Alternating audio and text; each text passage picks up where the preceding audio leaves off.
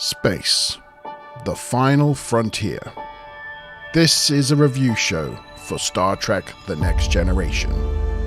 Its continuing mission to explore interesting plot points, to seek out goofs and continuity errors, to boldly go where no other TNG review show has gone before.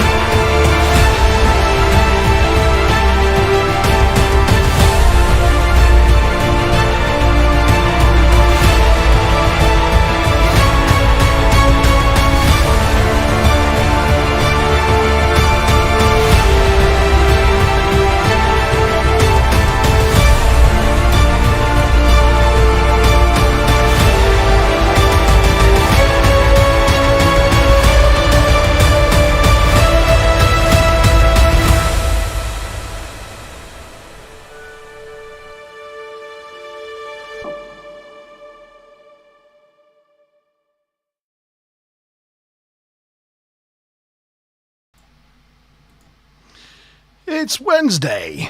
It's 8 o'clock. It's a TNG review show. Woohoo! Hey. Whoop, whoop. Good evening, everyone. Good evening, Mazza McBob. How are you this fine evening? Oh, very good, thank you. Very, very good. Very good. I hope you've had a good week so far. I have had a good week, yes. Good. Been quite busy on the work front, but good. Busy. And I see from chat we have quite an international audience going on this evening. We do. We've got Tavona from Norway. We've got Sophia, technically from Ukraine, although she's here in UK now. We got Mickey from Ireland, and then we've got Kaz and us and Stu Plum from England. Wow. I think that's a record from for international audience members. If we could, get our mates from Australia and America that have been on every now and then on tonight, then we would just have it all going on. Yeah. Well, we are here this evening to talk about Star Trek The Next Generation, Season 4, episode Suddenly Human. So hopefully you're interested in that episode and you're here looking forward to us going through and breaking it down scene by scene. Good news, Maz. After Memory Alpha not supplying much pictures recently, I found another picture reservoir. Ooh. So lots more pictures this tonight. So that's good. Yeah, there were only a couple of pictures on Alpha. I use those pictures generally for the posts I do on Facebook, and I used the one with Wesley with his when he'd been hit in the face. I saw that. Somebody commented galactic jizz. I was like, oh god, I can't believe you went there. that was funny. Terrible. And we'll be seeing that. Chuckle. We will be seeing that picture again later on. Yeah. Everybody wants to see Wesley hit in the face with a custard pie. Yeah, absolutely. Yeah. Okay. Might as well just get into it then. Did you want to run the trailer? I was about to say, well, yeah, I will in a second. So, yeah, Suddenly Human is episode 4 of season 4. It's production number 40274-176. It was first aired on the 15th of October 1990.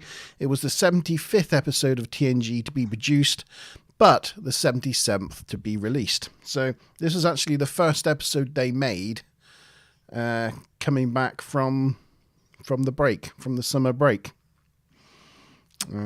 Before they made Brothers, I think was next, and then Family. And I believe, I mean, we're not there yet, but because it was, I don't know if you remember with the episode that they came back on, what's it called? Geordie was Yes. hardly in that episode because he just had an operation, and he's hardly in this one too because that was filmed directly afterwards, so he was still recovering. Right. I think he's in. I mean, in my notes it says that he was in like a brief scene, but it was stock footage. But I don't even remember seeing him at all, to be honest. But I yeah. don't remember seeing him in this episode. No, I think he was like in the background, but some stock footage. But no, he basically wasn't in this episode. No. Oh, there goes one question. No, not really. I have got questions for this evening. Every act has a question, and it's A to E tonight. So sorry, Smiler. Oh. A to E. 5. 5 answers. Like 1 in 4 chances, not 1 in 5 chances. Well, you know, after the difficulty that people had last week, I thought let's up it a notch. That's that's where I went. That's where I went. Yeah. Yeah. So this episode had a teleplay by John Welpley, this is the only writing he done for Star Trek: The Next Generation. But he wrote the teleplay with Jerry Taylor, and this is her first of 17 writing credits for TNG, and I think she was prolific in Star Trek Voyager as a producer. So she's sort of long-term Star Trek alumni. So it all started here. And it all started here, yeah. And she admits that when she kind of came into this, she was, knew nothing about science fiction writing or science fiction in general.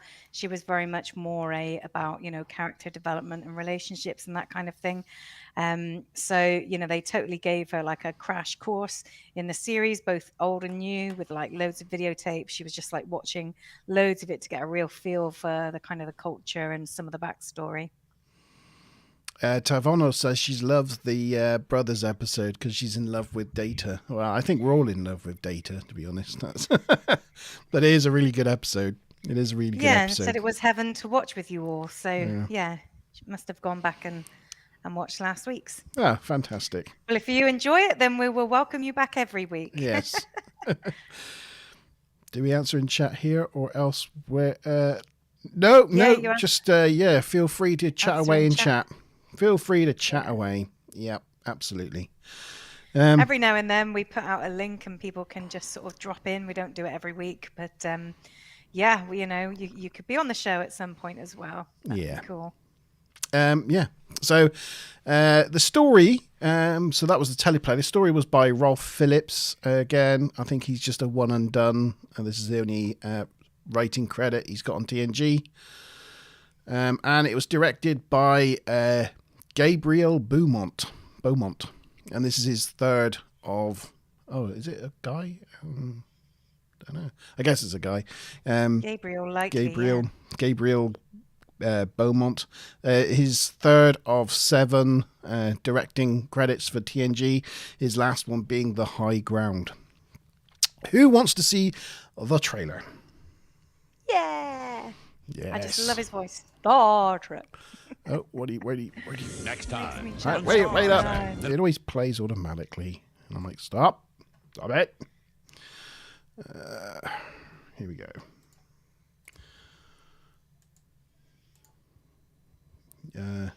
Tavona really wants to see the trailer. I do. Yeah. Here's the trailer. Here we go. Next time on Star Trek The Next Generation, a shocking secret torments an orphan child. Injuries so severe, they might be considered torture. Only Captain Picard can protect him from a violent father. If he is not aboard the Khmer in 5 minutes. Threats could lead to war. Vengeance could end in tragedy. On the next exciting episode of Star Trek The Next Generation. He didn't laugh this time after getting stabbed. No, that's true. No. I did wonder if it would just sort of deflect off his metal heart. Yeah. Oh, I've made chat disappear. What have I done? Stop. It's Well, there you gone go. white. Has it come back? Sorry about that. It's back. There we go. Yes. Yes, chat box. Thank you, Smiler. Yeah, so, we see Picard getting stabbed again. But no laughing this time. Yeah, the trailer looked pretty good, didn't it? Oh, and also, I don't know if anybody noticed, but there was a new intro to the beginning of this this TNG review show. Let me know in chat what you thought of the new intro. And if you didn't listen to it, go back and listen to it. if you didn't see it, then yeah, let me know what you thought after you've seen it. But yeah. It did make me chuckle. Yeah. Odd choice of prosthetic. Oh, for the alien. For the Talarian. What you mean is head thingy. I guess, yeah. He's got sort of like mild Klingon bumps.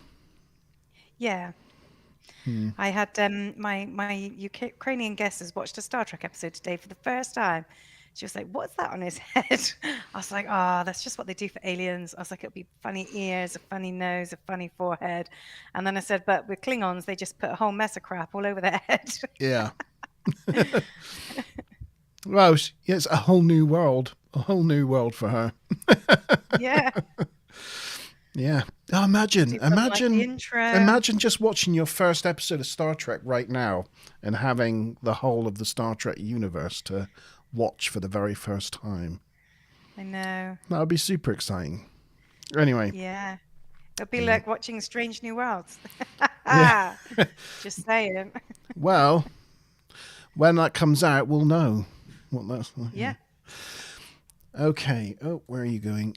That needs to go over there. My things are all over the place today, I tell you. Right, I'm just getting the picture sorted out. Tavona has no Star Trek fans in Norway, so being here with us is like being that crazed dog and wants to hop up and lick everyone's faces. So I guess basically super, super excited to be here. Well, you're among good company. Yeah, you're among fellow fans, fellow Trekkies. Yeah. Right. So What a power pose is Deanna pulling? well, I had to bring this. This is sort of crazed dog. This is for Karen. This is for Karen. It's Chewy Watch. Chewy Watch. Here we go. Tavona, there's your crazed dog. There's your crazed dog. Look. Chewy, look over Popping here. up and licking people's Come here, faces. look. Oh, here he is. Chippy! Ah, little that was Chewy. There's Chewy. Kitty patootie. There's the Chewy moment just for Karen. There we go. Chewy for cat. And also Yeah. someone mentioned they're like a crazed dog in chat. Karen's Yeah. happy. It's all that. Right. There you go. It's a he, actually, Tavona. It's a Yeah, it's a he. Yeah. Little boy boy. dog. Little boy Named Cocker Spaniel. Chewbacca. Yep. So not a Star Trek name. Not Star Trek unfortunately, but a reference. Star No. Wars one. I so should that's, have. I should have gone with next this. best. I should have gone with the Star Trek reference, shouldn't I? Yeah. Anyway, right. So Called him Jean-Luc. yeah, I got this pose here because I just thought it was an interesting start to the episode with Deanna doing an almost like Riker-esque kind of maneuver pose type thing. It's like the most unnatural looking stance in the world. And she's kind of right in front of Worf, who's trying to get on with his Yeah. day job. Ah, He's kind of like there, like, you know. Made me laugh. Anyway. me too. Right, so the Enterprise is responding to a distress call from a Talarian observation craft. The alien vessel appears adrift, and the initial scans have detected life-threatening radiation leaks within its propulsion system. And then Data grew a squid head and went, "It's a trap." Yeah. Yeah. They approach, but they don't get any response from the craft. Data warns that it's a well-known Talarian tactic to abandon the ship and set it to self-destruct if anyone enters. Worf informs them that the Talarian warship Talarian warships are responding to the distress call, and it's an hours away maximum warp. Troy senses life on board that's in trouble, but it won't last long. So, despite Data's warning, Picard sends the away team, including Beverly's medical team, over to assist. But we now have the first question of the night. So, fingers on buzzers, or curses in your chat box, as the case may be. What is the name of the Talarian warship that's on its way? What's the name of the Talarian warship that's on its way? This is multiple choice, so A, Khmer, B, Khamid, C, Kafir, D, Kafid, or E, Shippy McShipface. So that's your that's your options. It could be E. It could be. Yeah. Is it Khmer, Khamid, Kafir, Kafid, or Shippy McShipface? Put your answers in chat.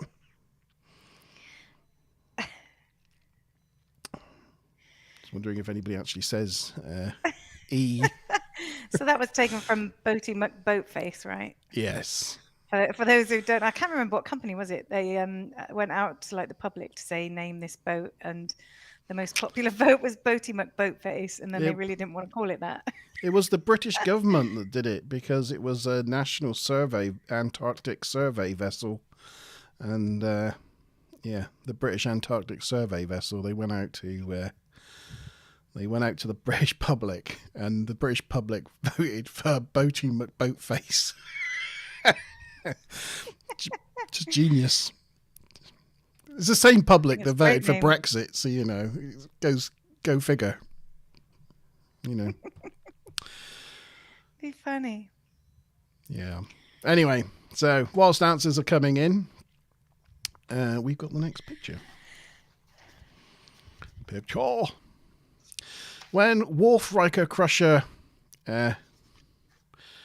Martinez and the other medics board the ship, they discover 5 Talarian males, all wearing uniforms, who are unconscious with their radiation burns. They conclude it is a training ship, and they beam them all to sickbay, but not before Dr. Crusher finds one of the boys is human. Dun dun dun dun. Now, I don't know if anybody recognises this bone light-like opening thing here. Oh no! You recognise it? I don't know. It looks like a holding cell of some kind. Oh, it does look like a holding cell. But what holding cell does it look like?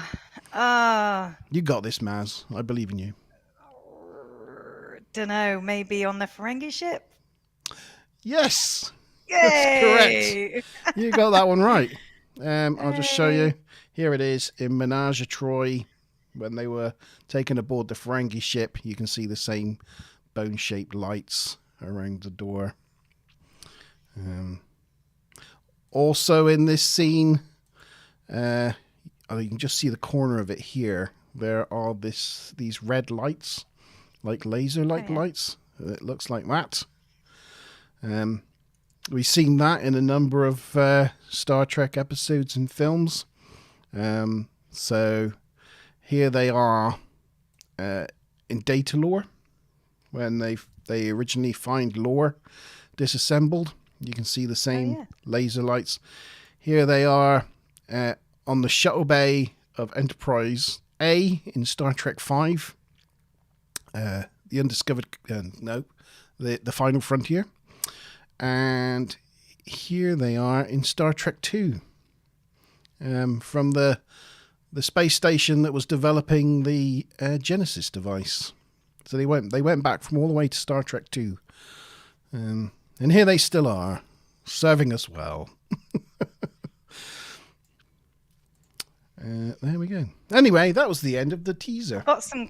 I do have some prop questions for you later, but we'll cover those when we get to them. I was like, he'll know where this is from. He'll know what this is. And I knew you'd have your prop trivia out. Prop trivia engaged. Yeah. So, did you have any comments, any other observations of the teaser? Not specific observations, no. There was controversy with this episode, which we can talk about a little bit later. That's fine. I will hold my commentary for now. Tavona, it's like with Kaz and Picard. Tavona is like really into data. Right. And it's like, oh, did you check out the buns on Laura? That's so funny. I think they're pretty similar to Data's. Yeah, exactly. I think. Well, and data in brackets. So yeah. So we've got a Picard fetishist and a Data fetishist. Then sounds like. Yeah, that's cool. Yeah. So what were the answers then? Have you got some answers in to our? Yeah, I think everybody has gone for A. Everyone went for A. I'm surprised. Yeah. Well, I guess it was the 20-point jokers question. out there. Well, Sean said it's either A or E, but I'll plump for A. And Andrew said definitely D. Just kidding. So, Very good. Very good. Volodya's on as well. Hi, Hey, hi, Volodya. So now we probably have someone from Ukraine on. Yeah, I was going to say, we actually do have someone from the Ukraine on watching. Yeah. Fab. Brilliant. Fabulous. Congratulations, everybody. 20 points, 20 TNG points to you all. So, you all get 20 TNG points. We got loads of TNG points to give away tonight. So, you're lucky. You're lucky. I bought a fresh bag just for you guys. Nice. 20 points to you all. Yes, give yourselves a round of applause. So on with Act 1. They complete the emergency evacuation of the 4 Tellarians and 1 human, but how the young man found himself in the company of the aliens remains a complete mystery.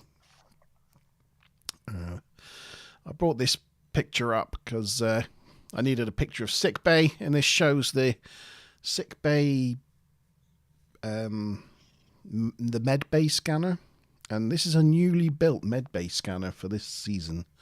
They did away with the season new props 1, 2, 3 version, and it's got a lot more going on it. Lots of little bits and pieces, and a little place for the tricorder to sit. So, yeah, new medbay scanner. They're branding.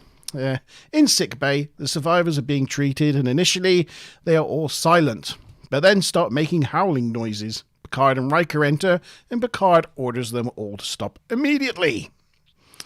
Picard asks the human boy his name, but he remains silent. It's only when Deanna refers to Picard as Captain does the boy jump to his feet and tell him he's Jono. He wants to be taken home to the forest moon of Endor. He wants to be taken home to his Captain Endor.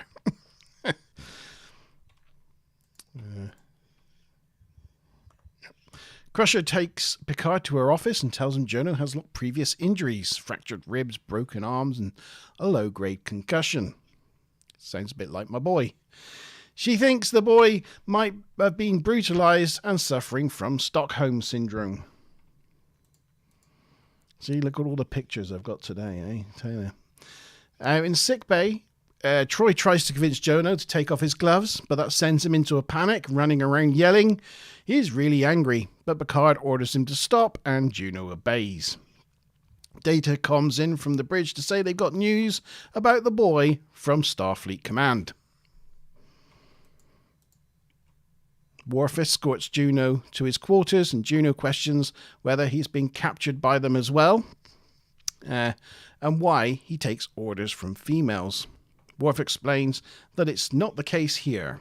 He's here of his own free will, and women and men can both do the same jobs. Jonas starts wailing on his bed. But what is the wailing called?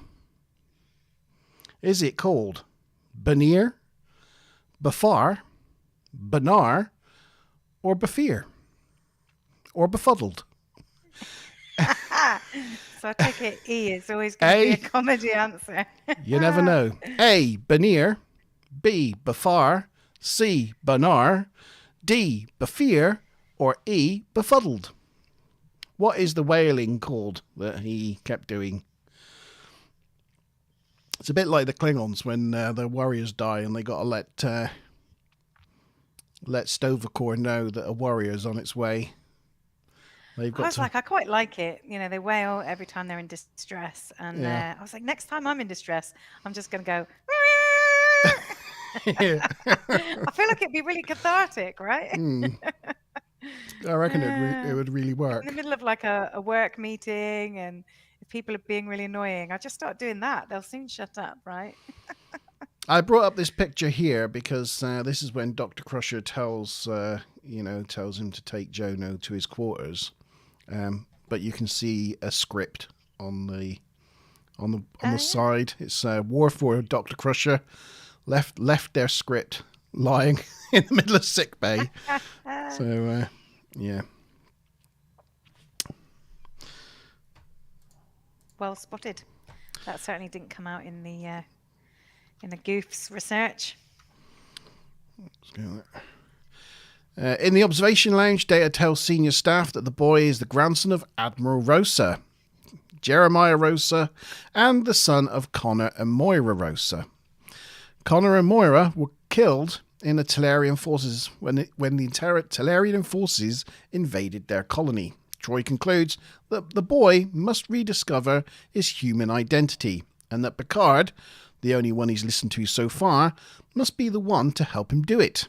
Picard initially disagrees because, Picard's no good with children. Troy convinces him otherwise because Juno has only ever responded to him. There is a slight goof in this episode, in this scene, where they're all sat there staring at the view screen showing a picture of Juno's parents. But when you see the view screen, where is it? Somewhere. I've lost it. A bit further up. No, here it is. Yeah. This is actually, because you see the control panel on the right, this is actually the view screen that's behind them. Oh, it's right. It's the one that's currently in shot. So they're all looking towards the view screen that's actually behind them. It's not the view screen at the other end of the room. Else, And the other one, doesn't have a control panel? it does, but it's on this side by the door. Oh, right, okay. So, yeah, it's a Nice. little goof. And also, Nice spotting. just a note from when Worf drops Juno off in his quarters and he starts wailing. That's the same set that's used as Geordie's and I think possibly Worf's room.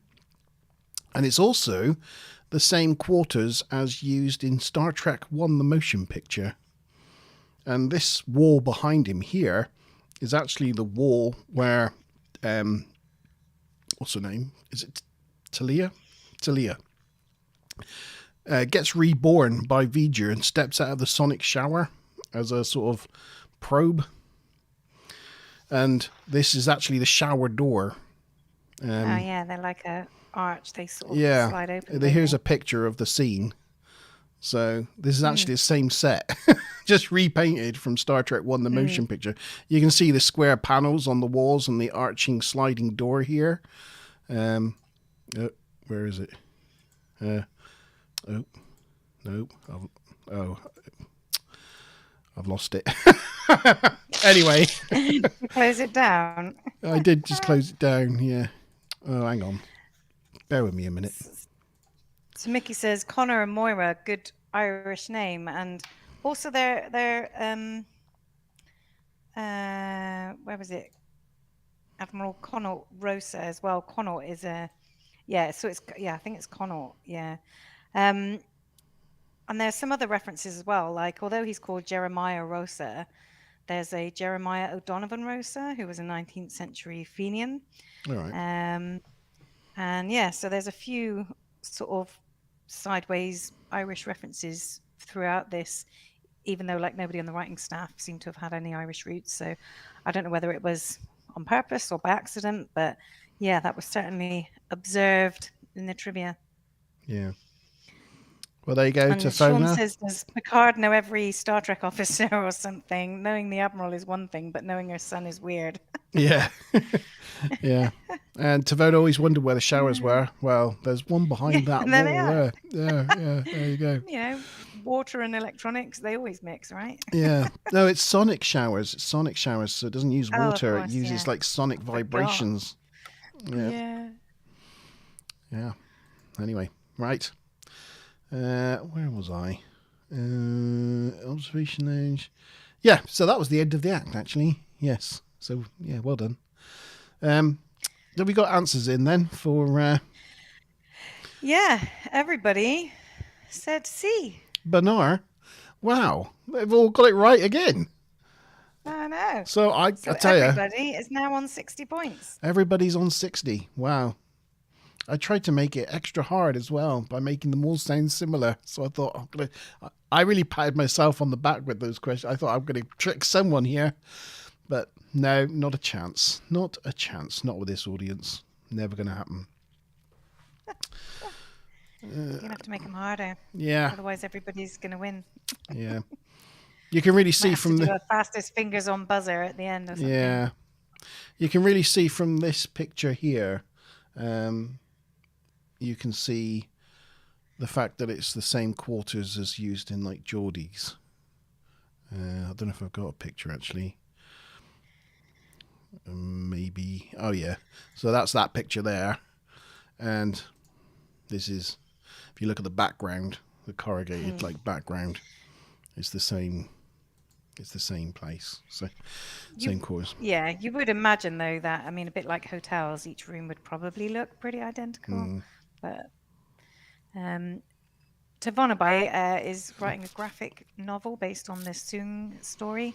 Is she? I was saying, like, next time we have a data episode, like, she should send a copy of episode 1 and we can show some of the pictures on the show. Oh or yeah, could something. we see a little bit of it? Obviously, and Yeah. I don't want to ruin And the. also, she has a scene in the graphic novel with a shower and didn't have a reference as to what they look like. But now she's seen that, she's like, oh, that's not far off, actually. So that's good.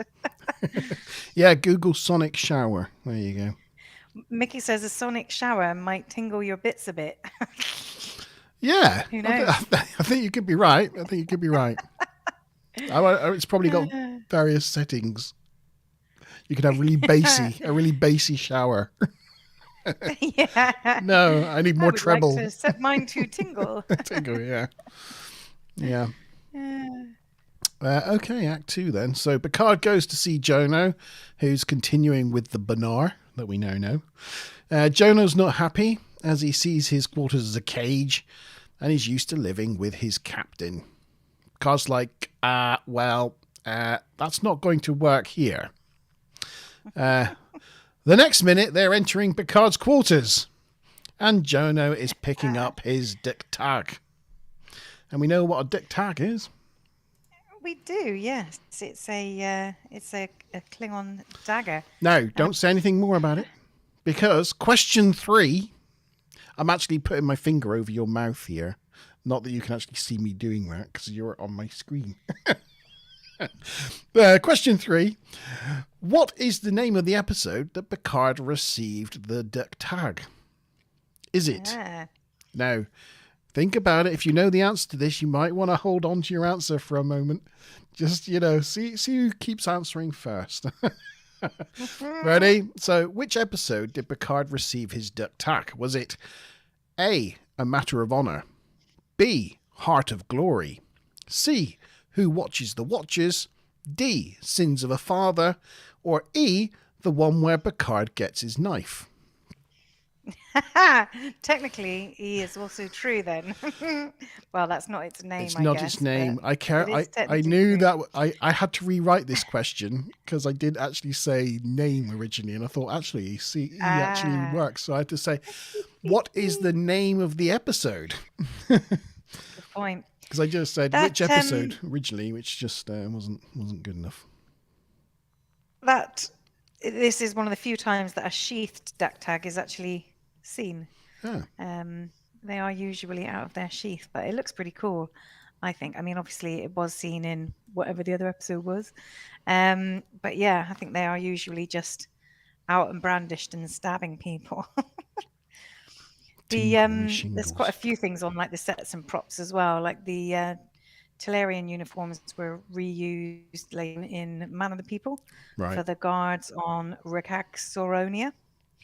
And the rifles that were worn by the Talarians were reused as Romulan disruptor rifles. Ah, yes, the Romulan disruptor rifles. They come up in a number of places, but they're always known as Romulan disruptors. Nobody seems to be answering now. Everybody's like, hold it. Oh, who's going to answer first? Who's going to answer first? I know the answer. Dear. Oh, look. I'm holding Smile of Rainbow's even got the question in before. Oh, and the answers are coming flooding in okay. now. So, whilst the frustrated Juno is touching his stuff, Juno tells him he doesn't take his gloves off, so he doesn't have to touch an alien. Picard quizzes him on whether his captain hurt him, but Juno tells him that he doesn't understand because he had to pass the tests. Picard tried to convince him he isn't Talarian, but again, Juno just wants to return home to his captain, Endar. I'm not tricking anybody with my questions tonight, am I? No. Apart from maybe Karen. Well, she did then say D afterwards. Oh, did she? Yeah. Later, Picard calls Troy to his ready room and tells her that she may not be aware of this, but believe it or not, this is crazy, he's not actually very good with children. But Troy responds with a mocking, "Oh, really?" See, I didn't think it was all that mocking. She was more like playing the innocent, "Oh, really?" Yeah. But yeah, I mean, some people have said, "Oh, it was so out of character. She shouldn't have been so sarcastic to his superior officer and stuff." But yeah. Well, I don't know. I think they have a friendly enough relationship that she could be a bit sarcastic with him without any fear. And he said it so many times. It's just the way he said, like, believe it or not, I don't know if you know this about me. I don't know if you knew. It's like, everybody knows that. She doesn't, while the captain is willing to engage with battles and face hostile aliens, he isn't willing to embrace a parental role. She asks him if he had any friends growing up, and Picard decides to try to ignore her question and carry on working with his laptop. But Troy turns it off, and she won't let it go. Picard confesses that growing up he had a singular goal of joining Starfleet, so missed out on his childhood. Troy tells him he is just going to have to muddle through like most parents do when they become parents. Picard heads back to his quarters and finds Jono listening to Al-Bara, sort of terrible sort of rock music. Picard screams at his computer to turn off the damn noise. Jono complains that their beds hurt his back, so he's made himself a hammock. It looks quite comfy, actually. It did look comfy. Yeah. Picard tells him about his parents. Bonus saying everyone knows the Worf part. Such an easy question because everybody knows Worf stuff. Sean's also saying you could do polls on YouTube. Like we could do polls, but I don't know if that would just tell you numbers of votes. Like I don't think you'd be able to track back who answered what to sort of allocate points. But yeah, it's definitely worth thinking about. Yeah. And Sean says, what about Captain Picard Day? He's such a role model. He is such a role model, Captain Picard Day. Yeah. Yeah. He doesn't love the kids, but the kids love him. That's true. That's true. Just thinking of that little girl from the first season where she gives him like a toy tribble or something. Oh, yeah. That's so cute. Yeah. Picard. And the guy's wearing the uniform from the first series, and this been like 14 years ago or something. So that's probably one of the earliest showings of that version of the uniform, actually, because it was so 10 years before TNG would have started. Yeah. It's ironic because usually they change the uniform every few years. seemingly, in Star Trek.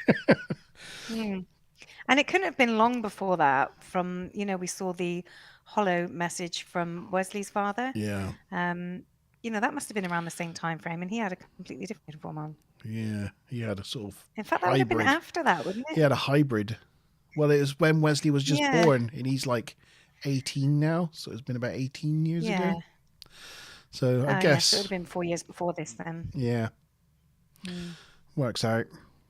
Right. So Picard tells him about his parents. He shows him photos on a pad. Jenna remembers them screaming to get him to safety, and he becomes distraught at the memories. So it's pretty cool seeing like an iPad-like device back in 1990. I mean, it's not touchscreen. They have to like push the little grey buttons to move like the pictures on, but it's still kind of ahead of its time. And the Enterprise is incepted by the Tellarian ship, the Khmer, as we found out in question 1. And Picard arranges to send over the 4 Tellarian youths that they rescued. Picard asks for an explanation as why human has been in their custody for so long, and Endor says that Juno is his son. End of Act 2. So, got any goofs, trivs, anything about Act 2? Do you know, we've actually no goofs for this episode at all. It's all just trivs, really. But yeah, I mean, obviously this episode's all about the relationship between Picard and this boy. And, I think it's done quite well, actually, in terms of that relationship. But originally, the aliens were supposed to be a lot more alien. A little bit more like, oh my gosh, a human being raised in this really alien environment. But actually, these aliens, I mean, other than a little lumpy bit on their head, they're pretty much like humans. So it's almost like that idea of him being torn between two worlds that were so different from each other doesn't quite come across so well. Because they're just very similar. But yeah, so it's sort of lost a little something, but really is mostly about the relationships rather than the aliens. They're originally going to be called something different, the Phrygians, something like that. But they decided to use the Tellarians because they had been referred to in a previous episode in Heart of Glory, but they hadn't been actually seen. So they thought, oh, well, let's use an alien type nice. that we've mentioned before as being like a warlike type alien. That was good for continuity. And swinging back to the question 3, which episode did Picard receive the duck tag? And of course, it was Who Watches the Watchers? No, it wasn't. It was Sins of a Father. D. So I imagine there's a lot of D's in chat right now. What was that? 80 points each? 60. Oh, 60. 60 points each? Yeah. So at the moment, everybody is on 120 points, and Sophia answered the last question correct as well, so she's on 60 points. Cool. Well done, Sophia. First question under her belt. Yeah. Of course, I tried to make all the answers sound like Klingon-y or Matter of Honor or Heart of Glory. I tried to make them all sound. Yeah, that was good. They were all part of the arc, weren't they? And I put Who Watches the Watchers because in the same on the same scene he has the sash that goes over his chair. That he was given. You're trying to get people subliminally. Yeah, he was given in Who Watches the Watchers. So I thought I'll see if maybe people, but no, nobody was falling for that one. Tavona says, imagine how lovely it would be to have your body measurements and everything that comes out of your replicator is tailor-made exactly to you. That would be amazing. That would be fantastic. That would be awesome. Yeah, that would be great. And I'd Sean love that. is talking about a YouTube channel called Ryan's Edits, where he re-edits TV bloopers into scenes. He says it's really good. Yeah. That might be something for you to check out. Monty Ban, I know how much you love your YouTube channels. I did actually play one an episode or two ago with right, okay. Worf in the transporter room, and Picard was talking about ships in a bottle, and they stitched Yeah. he said, I don't play with boys or something. Yeah. Yeah. Yeah. Anyway, Very cool. they are funny. Some of them are really hilarious. Yeah. Very good. Very, very good. Here's a question for you, Monty. Tavona says they should have used the fish aliens that Worf thinks are a handsome race. Yes. What are they called again? I can't remember.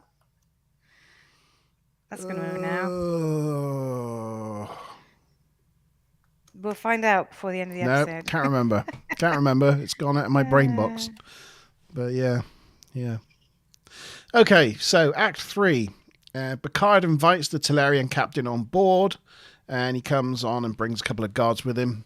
They meet in Captain's ready room. Endor concedes that he was a part of the invading army at Galan 4 and noted the Federation troops fought tenaciously. He found the child and adopted him in accordance with his traditions. He lost his own son in a battle under their custom. He can now claim the son of a slain enemy.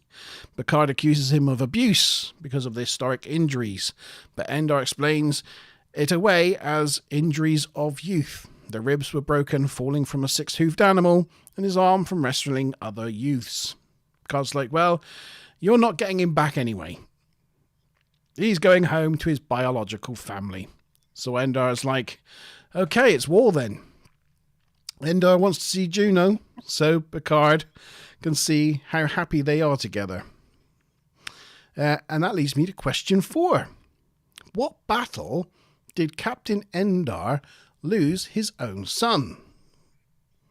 Was it the Battle of A, Galan 1, B, Galan 2, C, Galan 3, D, Galan 4, or E, Castle 1? Galan 1, 2, 3, 4, or E, Castle 1? Why Castor?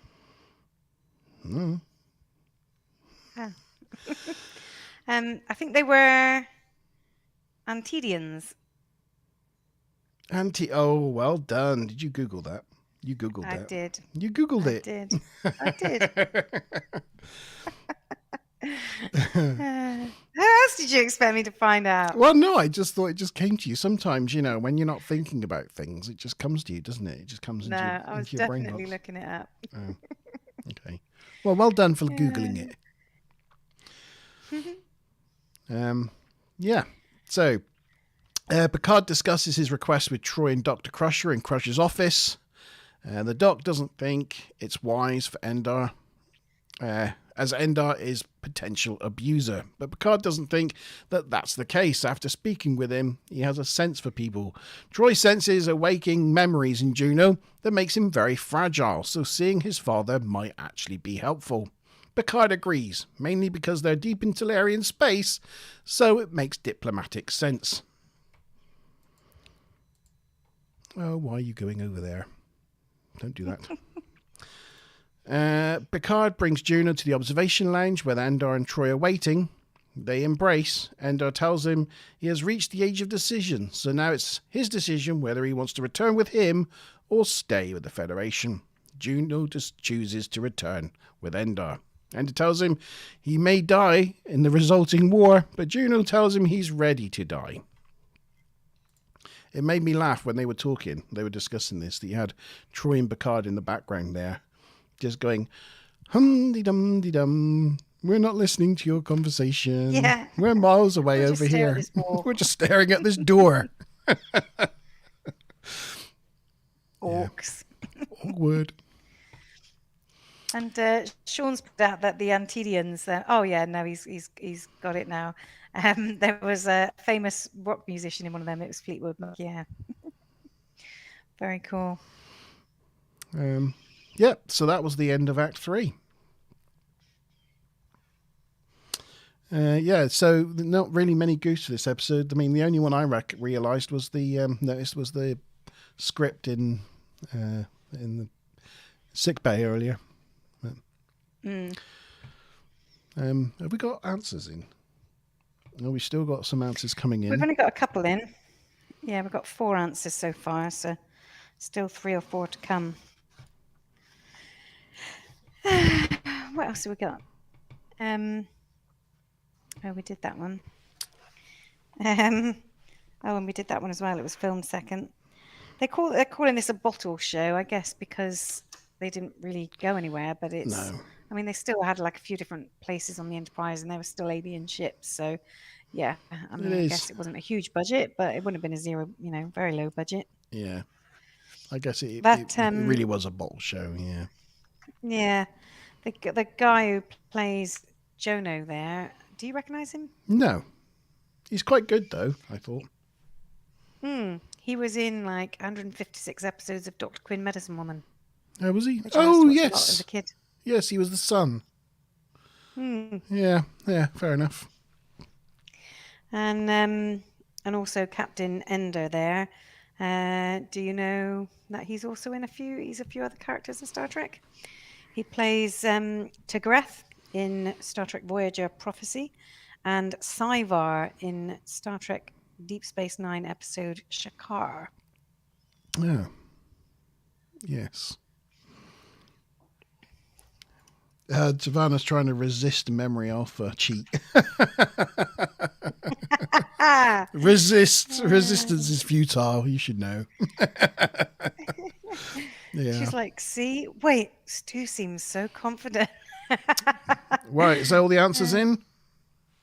I don't know. I'll have to count. Give me a moment. Carry on talking for a Right. sec. I'll just check if everybody's answered. Yeah, I've got nothing else to really say about this. The one thing I will say is you'll notice this picture here is very yellow. This episode was a very yellow episode, and in the Contrast wrong.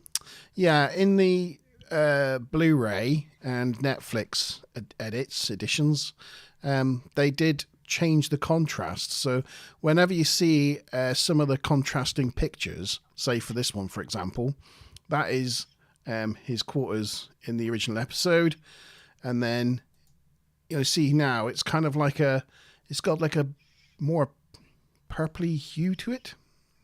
Yeah. You see all of the new images are a lot more kind of purpley rather than yellow. Yeah. I mean, you look at Picard here. I don't get a good picture of it, but here's Picard in sick bay, and here he is.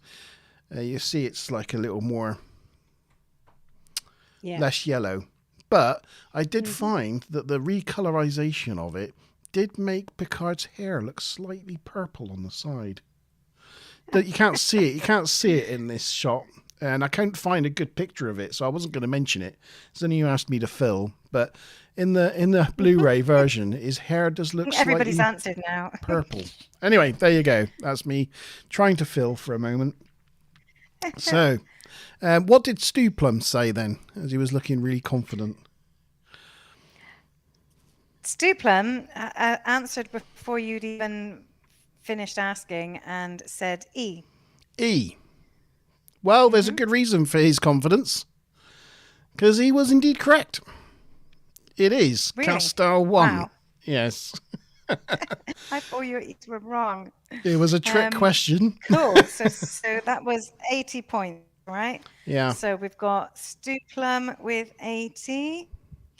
And then we've got Andrew with 80. Do you want to carry on while I tot up all the scores? So I imagine a lot of people said D, because that was the trap. Yeah, I did. Galen 4. Galen 4 was where Captain Ender found his new adopted son. But the question was, what battle did Captain Ender lose his own son? And he lost his own son at the Battle of Castal 1. So there you go. So Well, you've got 4 of us with that, I think. So well done. And Tavona's probably really liking the fact that she was with Stu on E. Was she? Did she go with E? Yeah. It's going to be E, yeah. Oh, So we can now I have change? 3 front runners in Andrew, Tavona, and Stu, all on 200 points. 4 of us trailing with 120 and Sophia with 60. Yep. Well done those that saw through my ruse. I was determined after everybody getting all my answers that I was gonna trick you with one at least. So on with Act 4. On the bridge, Worf reports 2 warships approaching. Data, though, tells us that they are no match for the Enterprise with their silly little lasers and missiles. Troy thinks that if Picard helped build connections to his humanity, Jono might change his mind, and that will force Ender to respect his wishes. They then receive a communication from Admiral Rosa, which Picard shows him in his ready room. There's Captain Rosa on his laptop. Don't know what that computer screen thing's called, but I think of it as his laptop. She tells him a bit about her history and how he is the last of the Rosas, and they are looking forward to greeting him when he gets home. Juno is surprised that she is an admiral and outranks a captain. He gets irritated by all this information, though, so Picard takes him down to show him racquetball. It's a kid's VTech computer. What, that monitor there? I don't know if that's what. It does look a bit like a VTech computer. Yeah. My kids used to have a VTech computer. That's when they were kids. Oh. Yeah. Oh, watch out, Kaz. He's got his spandex on. Hey. Calm down. It turns out Juno's pretty good at this sport. He's pretty good at a lot of sports. But after a while, the sound of the ball hitting the walls reminds him of the war where he lost his parents. And he falls to the floor clutching his head. And Picard comforts him. It was quite a sad moment, I thought. It was sad, yeah. Back in Picard's quarters, Jono thinks these new memories have made him weak and emotional. But Picard tells him he's just discovering his humanity. Picard takes him to 10 forward to meet Wesley, to meet someone his own age. There they are in 10 forward. But here's question number 5. What is Wesley eating? It's a pretty easy question if you know this episode. Is it A? Yeah. Is it A, Regalian fruit fingers? Is it B, blueberry pie? Is it C, a bowl of flowers? Is it D, banana split? Or is it E, blue gunk pie? A bowl of flowers. Yes. Yeah, they really look like flowers when they splatted all over his face. Yeah. Yeah. Is it Regalian fruit fingers? Is it blueberry pie? Is it a bowl of flowers? Is it banana split? Or is it blue gunk pie? I'll try to help you. It's one of those rare moments where I've actually got the picture of the thing on screen when I ask the question. I don't ever do that. So I could actually go down. Zoom in and you still zoom can't in. tell what it is. And because it's the standard definition picture, you still can't tell what the hell that is. Even if I... So, yeah. Andrew says, unfortunately, he's not eating his own ego. Oh, yeah, that would be a No. bit too much to take on in one sitting, I'd imagine. He'd need a whole week for that one. Yeah, Tavona's saying about this, like Star Trek, it's kind of like, it is sort of overacted and slampy, but it was part of its charm. And you and I, we've often said that is all this kind of takes itself too seriously with the modern era Treks. And, we want a bit of this back in our lives. We do. It's very cool. We do. Sean says that those rackets are reused by Janeway. They may well have been in terms of prop reuse, and also, racquetball came back quite heavily in Deep Space Nine when O'Brien and Bashir play racquetball quite often as well. Do you want to see a comparison of the racquetball courts? You know you do. Yeah, why not? You know it. You know you do. Of course. We do. So here is the racquetball court we see in this episode, and here is the racquetball court that we see in Deep Space Nine. Do you know it's... Sean deleted his message, but he actually said, or is it F Valerian butt cake? And then deleted his message, so I've said it live anyway. No. He didn't want to tell it off from Smiler Rainbow. That's what. He didn't want the teacher to come down on him. Very cool. In fact, Ivana is. She's like, Sean, stand in the corner. Nice. Bless.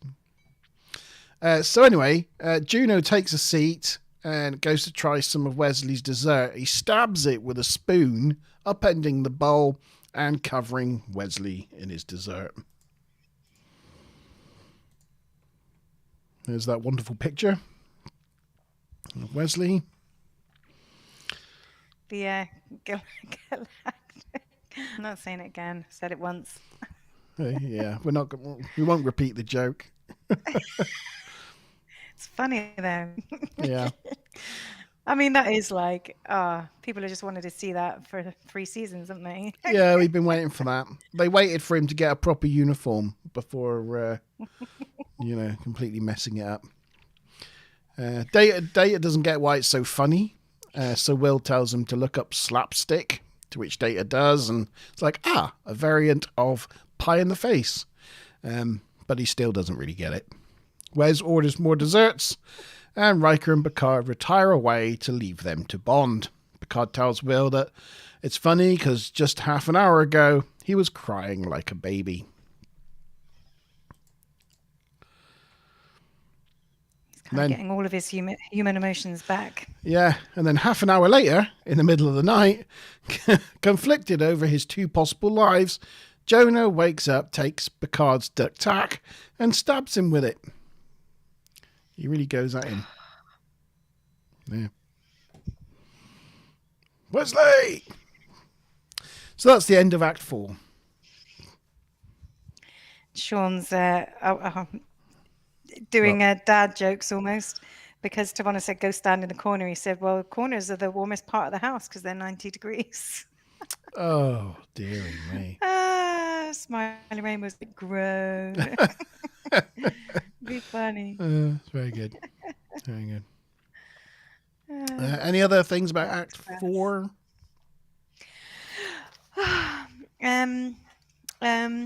was saying about the controversy. So they got some angry letters saying about abused children and the depiction of that and things, but they really, it was not, they were trying to bring parallels of fights over custody and things like that, and it was mostly supposed to be about a culture clash story rather than fixating on the whole abused child thing. But I mean, the thing is 3 broken bones, maybe things are supposed to be different in that day and age, but you had sort of several broken bones when you were a kid. I did my shoulder, my arm, my ankle. 3 or 4 broken bones for young people is not all that uncommon. We didn't even do anything like too exciting or like we weren't really that into sports or anything. We still managed to break ourselves left, right, and center. So yeah, why they got a load of people writing about it, I'm not exactly sure. But, 2 arms and a leg. I've broken. Yeah. Exactly. Yeah. Oh dear. Yeah, and they were just trying to say it was no more than normal sort of broken bones. So yeah. Anyway, but yeah, generally in terms of like reception, it was seen as being really sort of strongly written in terms of the interpersonal characters and stuff, which was why Jerry was taken on after that as a regular writer. Right, so answers of question number 5. What was Wesley eating? Regalian, fruit fingers, blueberry pie, a bowl of flowers, banana split, or blue gunk pie? Hopefully, we had a lot of D's in chat. This is a banana We did have split. quite a few D's. Banana split, D, banana split, D. Was that everybody? Oh, and me, D. So yeah, that's Everyone said D then.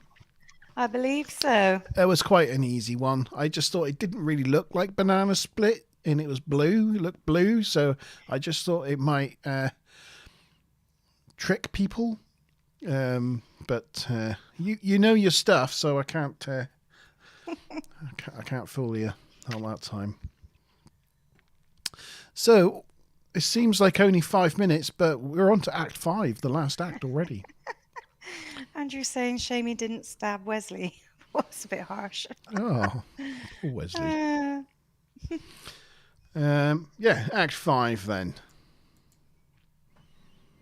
Picard wakes up in sick bay, but luckily for him, his injuries were not serious. Picard's like, so it wasn't a dream then. Worf's taken Juno into custody, but Picard wants to speak to Juno right away. Meanwhile, on the bridge, the other two ships have arrived, and Endar hails them and tells them to hand Juno over. Riker says it's not possible. He has to answer for attacking Captain Picard. But question 6, Endar then gives them an ultimatum to hand over Juno, but how many minutes does he give them to return his son? Is it A, 5 minutes, B, 10 minutes, C, 15 minutes, D, 30 minutes, or E, a minute? 5, 10, 15, 30, or 1 minute. A, B, C, D, E. How long does he give them to hand over Juno, sorry. So while you're getting answers in... back in sickbay, Juno is brought to Picard. Juno expects to be put to death for his crime. Picard tells him that's not how they work. He wants to know why Juno did it. And Juno explains he was torn. He didn't want to let either side down, so he chose to opt out. It's a real shame. Like, he's basically in a kind of tug of war. He is. It's There are like probably better ways of getting yourself out of that situation, but still, you've got to feel for him. It's like, divorced parents or something. He's stuck in the middle, and he didn't know which way to turn. Bless him.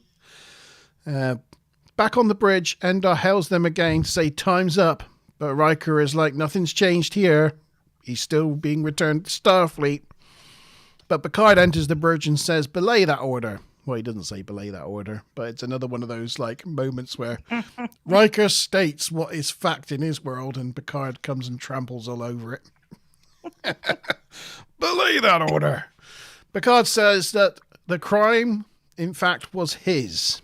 He failed to listen to Juno's feelings and needs, so it was all his own fault. He will be returned to his father that he loves dearly. Endar is overcome. I bet you really want to know that this was filmed mainly on Paramount Stage 9 and 16. I bet that's of huge interest to everybody. Well, thanks. It's like one of the most useless pieces of trivia I've ever captured. It's good to know. It's good to know. Picard takes Juno down to the transporter. Juno thanks Picard and takes his gloves off and touches his face in the familiar greeting that he gave to Endar earlier in the episode. And with that, he beams back to the Khmer. And that's the end of our episode. Well, yeah, I thought it was really touching at the end that It was. Picard realised his mistake, apologised, and Juno sort of, thanked him for it. It's quite sweet ending. Do you know what sector the Tellurian observation craft was in that they responded to? Sector Beetlejuice. It was in 21947. Oh, another 47. Little hidden 47 reference. A little hidden 47 reference. Yeah. So, have we got any answers in then for the last question, question 6? Yeah.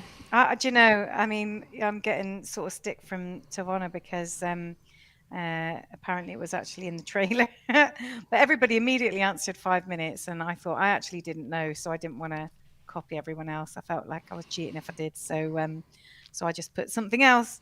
But I think everybody else, 1, 2, 3, 4, 5, yeah, all other 6 people answered 5 minutes. Wow, that is the correct answer. So well done, everyone.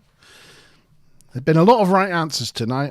Obviously, from the difficult questions I set last week, I overcompensated this week and made it all too easy. So So, what do you do with the fact that you've got 3 people on top points? I'm going to give them all the win. Going to give them all a point. I'm going to give them all a win. Cool. So the way the points stacked up in the end, hang on, 340, 340, 340, was that Andrew, Tavona, and Stu all came first with 420 points. Sean, Kaz, and Mickey were second with 340 points. I was third with 220, and Sophia was last with 60. Wow. Well done, everyone. I think you all done very well. I just got to bring up the spreadsheet. Yes, Tavana, we've got a spreadsheet. We do, yes. And well, if you watched the Brothers episode, you probably know that already. But everyone, if you can start thinking about what you'd like to give it as marks out of 10, and put that into chat, we will take an average of your scores to score on the scoreboard. Right. So who are the 3 that got the win? It was Andrew, Tavona, and Stu. Andrew, Tavana, and Stu got another one. Tavona's excited to be on the spreadsheet. Oh, yes. Also, she's saying that she thinks that the decision to give him back to the Talarians was ridiculous. And, you know, if she was that Admiral grandmother, she'd be like tearing Picard a new arsehole kind of thing, like, and going on a rampage for giving away her grandson to an alien race. Well, yeah, I can kind of see that, really. Just filling in the. Wow, that's interesting. Andrew was saying you could do a sudden death question. You just wanted the point to yourself, did you? But you know you're not sharing the screen yet. No, I know. I was just doing a bit of admin on the board before I. This is interesting. This is interesting because we've got a lot of joint scores. So we've got a lot of joint second and third places. You just have to bear with me on this one. And that's here we go. Because it's only the beginning of the series, isn't it? Yeah. So we've got everybody in the top 3. We've got Stu Plum in the gold place, at first place with 3 points. We've then got Sean, Tavona. Oh, I've spelt that wrong. How do you spell that? Just 1-0. 1-0. Oh, I knew I'd done that wrong. Tavona and Andrew all in second place on 1 point. And then the rest of us on no points. I mean, really, I don't think we deserve a bronze medal, do we, for having 0 points? No, we don't. No. There you go. Andrew's pointing out, Sean's pointing out that they repeat the same plot in Deep Space Nine with the Cardassian kid who's been raised on Bajor, and then they send him home to his people. In that case, you know, in that example, they do actually give him back to his original parents. Devona says we should have more trivia about data, like what his star horoscope sign is, what his exact birthday is. Any kind of data trivia would be good. And what are the colour of his eyes? Very good. And then, yeah, brilliant. So we've got 7 out of 10, 7 out of 10, 6, 6, and 6. So far, all 6s and 7s. Ready for the scoring? Yep. Who hasn't scored? Mickey, Andrew, Kaz hasn't scored. Come on, Karen. Wake up. Get your. I think she get your did, score didn't she? on the board. Oh no, she answered 5. That was back when the Yeah, that was the previous question. Apparently, Brent Spiner released a jazz album called "Oh Yellow Eyes." That's got to be just a joke. Bless. Oh, and Stuplum says, "Does everybody like the stream?" Oh yes, please. Everybody needs to Yes, like please. the stream. If you liked it, please like it. Okay, Mazabit Bob, have you got your paddle? Yep, I have my paddle. Are you ready for the scores on the doors? I am ready for the scores on the doors. 3, 2, 1. Hey. Well, that's pretty accurate. We've got Thanks. 6s and 7s in 6, chat, and we've got 7. 6s and 7s for the hosts. Yeah, so I gave us 7. You gave us 6. You can work out the audience average. Yeah, well, we got 2 7s and 3 6s, so that's going to average out towards 6. 6. Mm-hmm. Well, it's the worst episode so far this season, but we're only 4 episodes in. And to be fair... Apparently that wasn't a joke, the old Yellow Eyes jazz album. But there you go. I'll have to look that up. Oh, I'm going to have to look that up. Yeah. I'm going to have to look that up. Oh, it's old Yellow Eyes is back. That's what it's called. Yes. Brilliant. Thanks for that little gem, Sean. Antoinette. I know, like, Leonard Nimoy had a song about Lord of the Rings and The Hobbit. What is The Hobbit? Oh. Called Bilbo Baggins. Nice. Have you ever seen Leonard Didn't know Nimoy's that either. Bilbo Baggins song? I have not. There you go. You're missing a delight there. I've only really seen, William Shatner's attempts at music. He kind of talks his way through songs. He does. It's quite comical. In a kind of William Shatner way. He does. But that was all because he started that because of Leonard Nimoy's success with Bilbo Baggins. Shatner thought he should have a music career as well. You haven't lived till you heard Shatner on the Mount.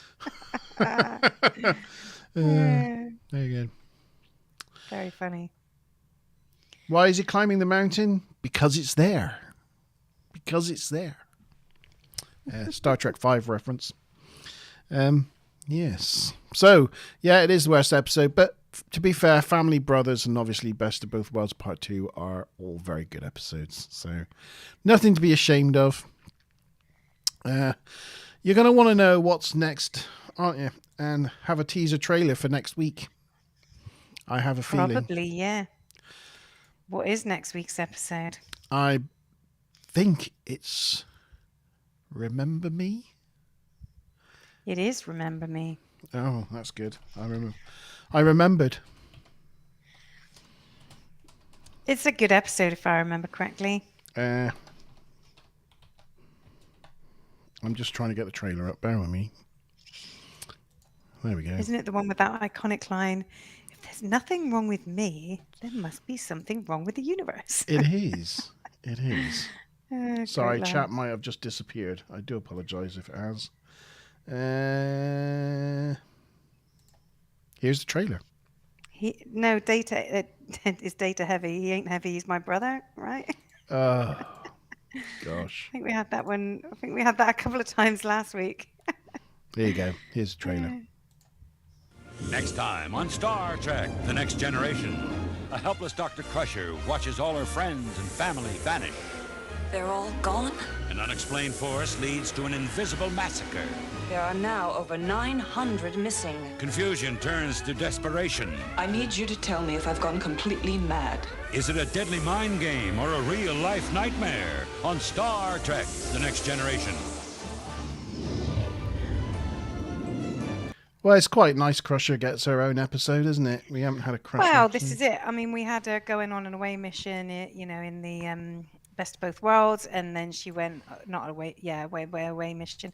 She went on a away mission in, was it the last episode or this episode? And now she's got a whole episode. So definitely, in terms of her story arcs and involvement, she's getting a lot more action. It's good to see. Yeah, and to be honest, I have to admit, I really like that episode. So I'm quite looking forward to next week now. Yeah, it's pretty good episode. Cool. It's just, yeah. Who would have thought they brought back the Traveller plot after 30 years? Well, yeah, that's true. And they kind of retconned the whole Traveller identity as well. In with the Gary 7 Watcher identity from TOS. They've kind of merged things. I don't really think that's what the Traveller concept was really about when they made TNG. I don't think that's...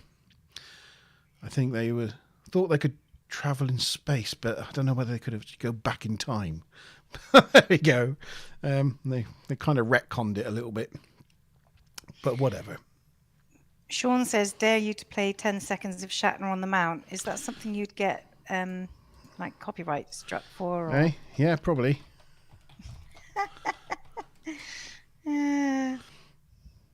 You're looking for it though. I am. All right, there you go, Sean. He's responding to your dare. And Devonna says, remember to listen to Dreamland, which is Brent Spiner's second album. Yes, Smiler apparently has a couple. Old Yellow Eyes is back, and Dreamland. Captain Kirk They're is jazz climbing a mountain. albums. Why is he I'm really climbing a looking mountain? forward to listening Captain to them. Kirk is climbing. Could you hear that? Let me know. I didn't know if I was playing that to myself or whether Yeah, that was I couldn't hear it. whether that was coming out. I don't know if it came out on the stream, but I couldn't personally hear it. Could you hear that, chat? Oh, Devonna heard it. Oh, Yeah, oh, that you was. people in chat heard it. Sorry, my bad. Was it Oh rude? no, I don't care. I'm gonna. Do I care? No, I don't care. Everybody heard it, whatever it was, except me. I feel really out of the loop now. Yeah. Captain Kirk is climbing a mountain. Why is he climbing a mountain? Captain Kirk is climbing a mountain. Why is he climbing a mountain? Captain Kirk is climbing a mountain. Why is he climbing Why? a mountain? Captain Kirk Because is it's climbing there. a mountain. Why is he climbing a mountain? To hug the mountain. To Oh. envelop that mountain will hug the mountain. To envelop that mountain will hug the mountain. That mountain. I love it. mountain. He It's wants to make truly, love to truly the mountain. awful. It's not pogo. Guys, sinewy bodies in there. But you love it almost as much. It's not pogo. I know. I don't. I don't love it that much. But fall on your sword. Well, that's definitely got this stream copyright striked. So Oops, never mind. but anyway, I enjoyed it very much. So thank you for recommending that. I'll be watching the rest of that later. Yeah, Pogo. Sean's always going on about Pogo and getting us to play Pogo stuff. Yeah, It's very Data and funny. Picard. It's great. It's class. I actually built it Andrew into the says intro. good review. See you next week. Yes, see you next week, Andrew. We are now done. We'll be back for next week for Remember Me. Thank you for everyone. Thank you for Tavona coming along and joining us. Thank you to Mickey, Andrew, Sean, Stu Plum, Smiler, Rainbow, Kaz, Sophia, yeah. Claudia. So many to mention. Sorry if we Stu missed Plum, anyone. thank you to you. We'll join you next Wednesday for Remember Me. Come join us then. We'd love to talk to you about Star Trek: The Next Generation, and we'll see you then. Cheers. Bye.